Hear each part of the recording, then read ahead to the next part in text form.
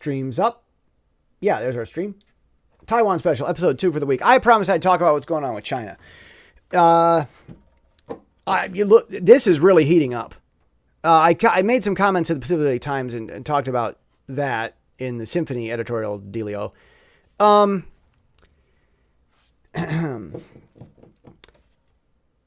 Over the weekend, there was this meeting at some Institute for International... the International Institute for Strategic Studying, or something, the strategic studies, is in Singapore, and all this brass, leaders in the military, they call them brass, the leader, all this brass from different countries get together and shout and, pound the table. You know what? Ted Cruz quoted it really well, and this is an old thing. This is a lawyer proverb. If you have the law in a court case, if you have the law on your side, pound the law. If you have the evidence on your side, pound the evidence. If you have neither on your side, pound the table. And really that's what's going on between the Chinese brass and the American brass. These leaders are making threats. We're not going to tiptoe around China no more. And then China, we will risk everything, any cost, to claim what is ours, and we will defeat everyone. So they have no idea how much that comes across as a grandiosity complex to anyone that took Sociology 101. Yeah, maybe not social, maybe Psychology 101. Or even psychology in junior high school, if there is such a class. Really, that's the thing about crazy, is that you don't, the crazy people don't know how much other people see that they're crazy. So this is really getting, I've been saying this for a long time. The whole trade war thing was not a trade war. This is not a trade war leading to a real war. This is a real war developing, and the trade war was a stall and information tactic. All that trade war negotiation stuff, I don't think it would ever had a hope of going anywhere. It was building the case for why the conflict is legitimate anyway. So when, Trump, goes there, it's going to be, we tried to tell him, I made my greatest effort. It was the best effort I made. And I tell you, it's China. They don't want to listen. They don't want to listen. Xi Jinping is my friend, best friend. I get beautiful letters from him, and it's not going to work. Sometimes you got to walk, and that's just the way it is, I guess. So you have that case being built against China, but also in these negotiations, the Pentagon was figuring out what flips China's switch, what makes them angry. America is a brilliant provocateur. We know how to provoke other countries into attacking us before they're ready to. See, right now you've got Taiwan's election coming up, and the Taiwanese are, you hear this stuff, look, I love Taiwan. I really do. I love them. Just like I love any teenager. I love kids, but it doesn't mean that I love kids, but it doesn't mean that they don't have to grow up. And I love adorable Taiwan. Their foreign minister's going around. Taiwan is a mature democracy. You're joking. I think I mentioned this yesterday, the chaos that's going on. Look, don't tell me it's mature. But that democracy, they elected a leader who made brilliant changes. She really fought the work culture that makes people slaves. I mean, really, bosses in Taiwan try to enslave people. I'm a victim of human trafficking. I know. I've watched it. They do it to their own people. They did it to me.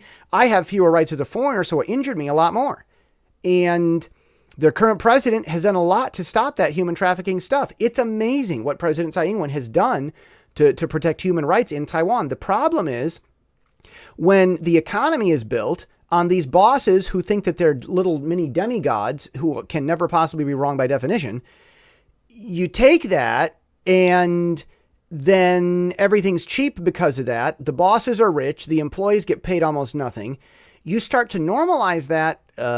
Some companies might have some problems. because they're bad, and they'll have to shift around to new companies. And so making the economy good and honest, well, it wasn't all wonderful immediately now, and people have no concept of long-term results. I mean, in America, we flip-flop every 2 years. In Taiwan, it's even a shorter attention span for political policy and stuff. So that's going on. They're all having buyer's regret, even though what they bought was good. It's like they'll never be satisfied anyway. So there are major election things happening, and it's looking a lot like the front runners of the upcoming election. They might all of a sudden be, you'd be in favor of surrendering to China. Yeah, let's let China come here and take over everything. That might be coming. It's what it could be looking like. So America's going to be going, look, we can't lose Taiwan. And so I think there's a push in the Pentagon. I'm just guessing. I have no reason for insider information on this.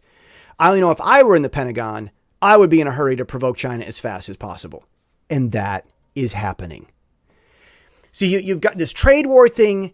All it's done is irritate the Chinese. They're very easily provoked, but you've got to refine the ability to know what flips their switches. And I think that's what this has been all about. We've got trade stuff going on. We've got military stuff in the South Sea.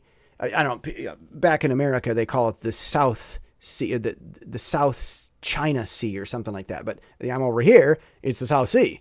There's only one South Sea in the world, as I know.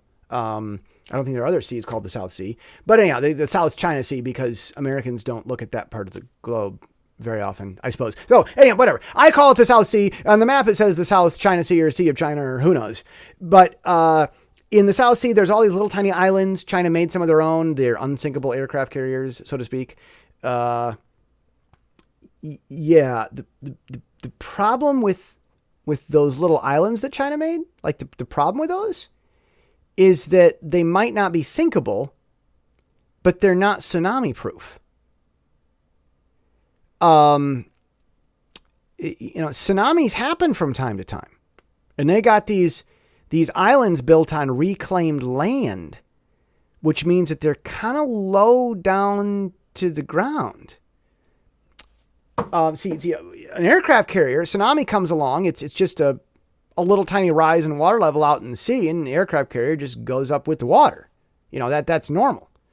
But yeah. Anyhow, what's happening in the South Sea?